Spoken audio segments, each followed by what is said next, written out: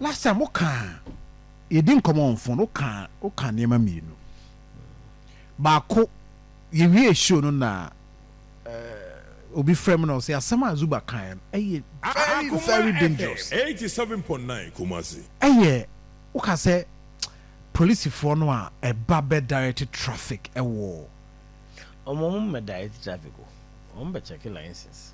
But that is the purpose. I him say omo ho de omo ye no. Also when you omo ni omo wa kra na we are disappointed in. I'm not happy. No, I'm not happy. I'm not happy. As central business district in yeah dum potemo MTTD for on there.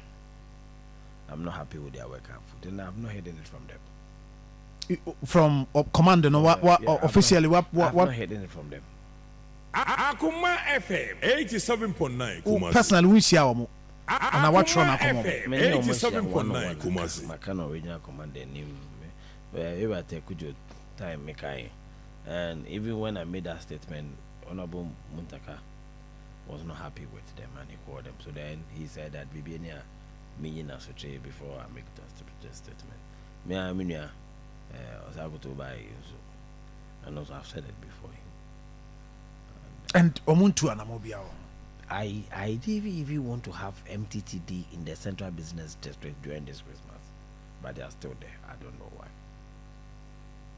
And to command and also Emma the reason why be but the indication here clear say omuntu nyomu free ho. What I remember is that in one of our meetings, the regional commander gave directive to the MTTD regional commander, say they should stop the enforcement and focus on traffic management. But it's a different thing I'm seeing on the ground.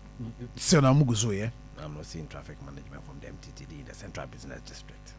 And you say, who say one kasa what's from now? Oh yeah, I no more hana movie. But I feel they should be embarrassed. O mamunum na say one kasa see from direct traffic.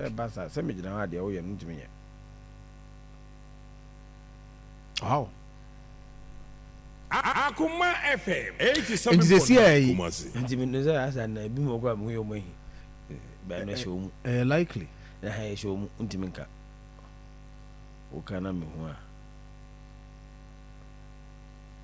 Go for you, what's the better figure?